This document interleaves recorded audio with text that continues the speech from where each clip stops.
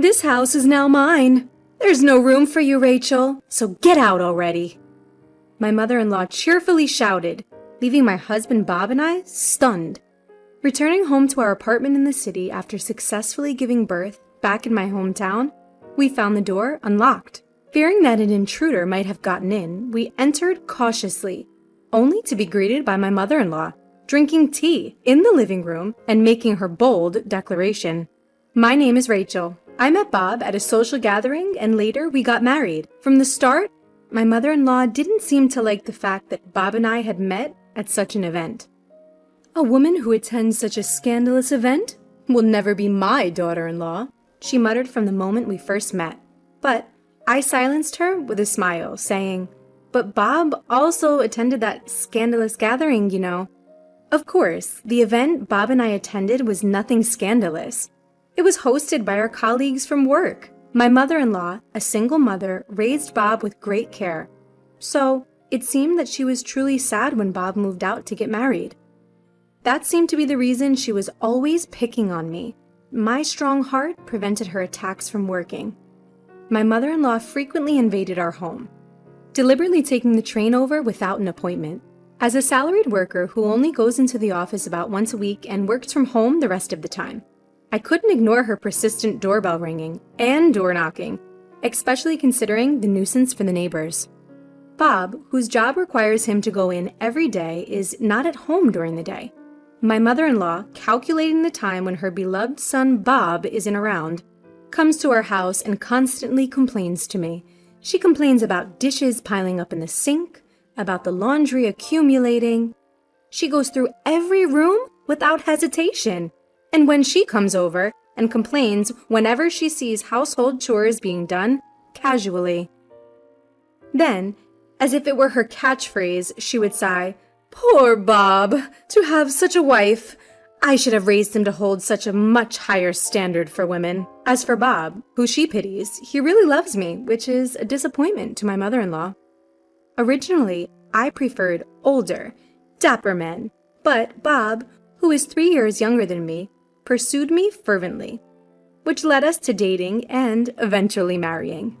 So when my mother-in-law picks on me, Bob gets very angry. I always reported to Bob what my mother-in-law said, so each time Bob would call her saying, "Mom, it's a hassle when you come without calling. Rachel isn't just hanging around at home, she's working." Well, even so, my mother-in-law never stopped coming unannounced, and instead, she often snapped at me saying, "Why did you tell Bob?" Even before giving birth, I got used to my mother-in-law's unannounced visits and complaints about housework, and no longer directly confronted her complaints. Without taking my eyes off the computer screen, I casually responded to all my mother-in-law's complaints with, "I'm sorry, I'll do it next time." Despite my attitude, I felt sorry for my mother-in-law, who is desperately trying to torment her daughter-in-law. Bob and I shared the housework, and I didn't care about the complaints from my mother-in-law. I didn't think much of it, saying, "She's at it again." But the words she said when I reported my pregnancy were really harsh. "You're pregnant? Whose child is it?" Bob and I hugged each other in joy. He was so eager that he was already stroking my flat belly, saying, "I can't wait to meet the baby." And yet, my mother-in-law seemed to think that I had made a child with another man. "Huh?" I instinctively responded, to which my mother-in-law continued with an angry expression. "You've betrayed Bob and made a child with another man, haven't you? After all, you're unattractive and 3 years older than Bob. A woman like you and my Bob couldn't possibly have a child." In response to my mother-in-law's confident statement, I blew up. "That's impossible! Please go home!" When I said that, my mother-in-law left the house laughing and saying, "See, you're angry because I hit the nail on the head. I'm going to report this to Bob." As she promised, my mother-in-law seems to have told Bob that Rachel is trying to make you raise a child from another man. But Bob cut off her argument with a simple, "That's impossible. Rachel would never hurt me." Bob, who said this with a laugh, was truly kind, and I was sincerely glad to be married to him. Several months had passed since I found out I was pregnant. I had returned to my childhood home to prepare for the birth. My family's home is quite far from Bob's office, so he usually stays behind at our apartment. I miss you when you're not home, Rachel. Bob would say this, and while I thought it was sweet, I took the opportunity to spend some quality time with my parents at my family home. Then came the day I gave birth. As soon as my mother informed Bob that I was in labor, he immediately took time off work and hurried over. Seeing me in pain, Bob held my hand and, looking like he was about to cry, said, "I wish I could take your place." I think I was delirious from the pain because I yelled back, "Then do it!" "Sorry, Rachel, I can't." Of course he refused, but Bob encouraged me through my labor, and I finally gave birth to our baby. When they handed me our tiny newborn, I felt a warmth well up inside me. Was this what it meant to be a mother? I was so moved. I cried. Bob was also deeply moved and repeatedly thanked me. We named our son Jacob and spent a few peaceful days at my family's home while we settled into our new roles as parents. Having a baby completely changed our daily rhythm, and there were many challenging aspects. But I believed that we could overcome anything as long as we were together. But when we returned to our apartment in the high-rise, we found the door unlocked and my mother-in-law drinking tea in the living room. Even though she always acted as if the apartment was hers, I had no idea why she was in our home. "Bob, did you give your mom a key?" "No, I didn't." When I quietly asked Bob, he vehemently shook his head in denial. Upon seeing this, my mother-in-law snorted and showed us a key she had placed on the table. "I saw the key hanging at the entrance, so I borrowed it to make a copy." Indeed, we had a key hook at our entrance and would leave our key there, but I never thought my mother-in-law would steal it and make a copy. I was taken aback by her audacity. Seeming pleased with herself, my mother-in-law finally noticed Jacob in Bob's arms and stood up. "Well," my mother-in-law smiled as she looked at Jacob's face. Then she spoke to Bob. "Isn't that Rachel's child with some unknown man, Bob? You don't need to hold him. You're not the victim here. Just go home with me, Bob. You don't need to have anything to do with a woman like Rachel." "You're still saying that?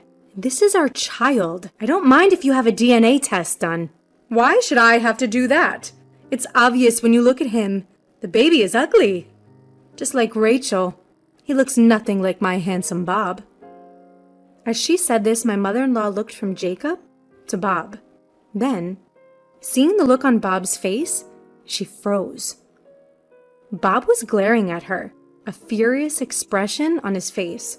"Bob, I've always told you not to come to our place without asking, and not to say mean things to Rachel, and yet you've made a duplicate key, and you've come here?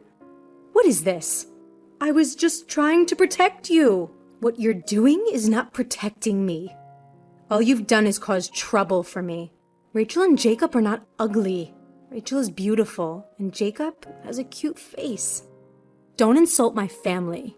"Your family is supposed to be me, right?" In response to his mother's shaky question, Bob calmly replied, "My family is Rachel and Jacob." While my mother-in-law was frozen in shock, I gathered up our valuables. "Let's go somewhere else, Bob. Your mom seems to think this is her place." "Where are you going?" To my mother-in-law's shrill question, I cheerfully replied, "That's none of your business. You said there's no place for me here, and I have work to do. So, we're moving. Goodbye." And with that, Bob and I left the apartment. As we left, Bob asked, "What should we do? Change the locks?" But considering that we were about to start raising Jacob, I didn't think I could stand living in a place where my mother-in-law could drop in unannounced every day. No, let's move. We'll sell that house for now. We might just rent a weekly apartment. Upon agreeing with my proposal, Bob and I temporarily moved into a weekly apartment. During that time, Bob and I rented an apartment in a new condominium, and so we began moving out of the house my mother-in-law insisted was hers. She truly seemed to believe she could occupy the room in the tower residence where we used to live, and showed a confused expression when I let the movers in, exclaiming, "What's going on?" "This room you might think is yours, mother-in-law, but it's a house that Bob and I bought. The ownership of this house is Bob's, so you don't have any legal ownership, mother-in-law. Bob has decided to sell this house, so it would be better for you to find a new house soon. I said this while holding Jacob. Watching Bob give brisk instructions to the movers, my mother-in-law turned pale. Because she could just return to her original house, I was wondering why she was so panicked. But my mother-in-law answered my question with her next words. I have nowhere else to live but this house. I have already terminated the contract for my previous house. The apartment where my mother-in-law lived was a rental. I was surprised that she had terminated the rental contract to live in this room. Bob, who had been listening to the conversation from a distance, was also surprised. My mother-in-law begged Bob and me, saying, "Please let me live in the house." But Bob didn't allow it. As a final act of filial piety, Bob gave my mother-in-law a little money and told her, "You should be able to get back on your feet if you rent a room with that money." Still unable to bear the fact that she was being abandoned by her adorable son Bob, my mother-in-law clung to him, crying, "Where will you live, Bob?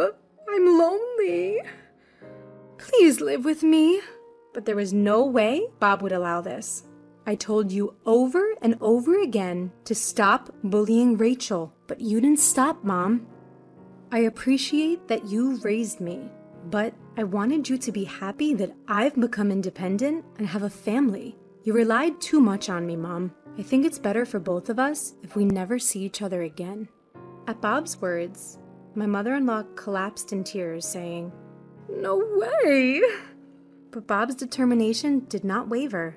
Of course, since I didn't tell her the address of our new apartment, mother-in-law could no longer come uninvited. Thinking, I won't have to see my mother-in-law anymore. What a great relief. On the night we completed the move, my mother-in-law, who seemed to have calmed down, called Bob and I numerous times. Busy taking care of Jacob, I hadn't paid attention to my smartphone and was startled to see the large number of missed calls late at night, so I set it to reject her calls. As her only son, Bob couldn't completely abandon his mom and took her calls for a while. But every time Bob answered the phone, she began to spew insults about me. She even said that Bob was being brainwashed by me, and Bob seemed to be fed up with the phone ringing at all hours of the day and night. Even kind and patient Bob seemed to be at the end of his tether as these days continued. Mom, I've tried not to abandon you because you are my mother and you raised me with care, but I'm at a limit. Despite my repeated warnings, you won't stop bad-mouthing Rachel. And I don't think you'll ever change, Mom. I won't answer the phone anymore. But I hope you can forgive me. Bob seemed to feel a great deal of guilt for abandoning his own mother, but he would break down if he had to listen to his wife being bad-mouthed every day. Having received the declaration of severance, my mother-in-law was crying on the other side of the phone. But Bob firmly cut off all ties with her since then. Despite Bob, the landlord, telling her to leave within a week, my mother-in-law refused and continued to live in the empty room. Confused by my mother-in-law's refusal to leave, we consulted a lawyer. When we conveyed through the lawyer that we might end up suing her, it seems my mother-in-law finally left the house. We don't know what kind of life my mother-in-law has been leading since then, but she had been receiving financial support from Bob, so now that that's gone, I think she must be living a financially strained life. On the other hand, Bob, Jacob, and myself are living a peaceful life in our newly purchased home. We were relieved when a new tenant quickly bought the room in the tower residence that we had decided to give up. Bob has taken paternity leave, so I'm not struggling with single-handedly raising our child. I can raise Jacob calmly and peacefully. You're always working so hard, so I'll pick up the slack with the house chores during my paternity leave, Bob said, who has been taking the lead in doing housework. Honestly, Bob is such a wonderful husband that I feel he's too good for me. Even when we had to deal with taking over my mother-in-law's house, I'm truly grateful to Bob who stood with me through that ordeal. Recently, Jacob has learned to crawl and has been exploring the house. I spend my days smiling as I watch him with Bob.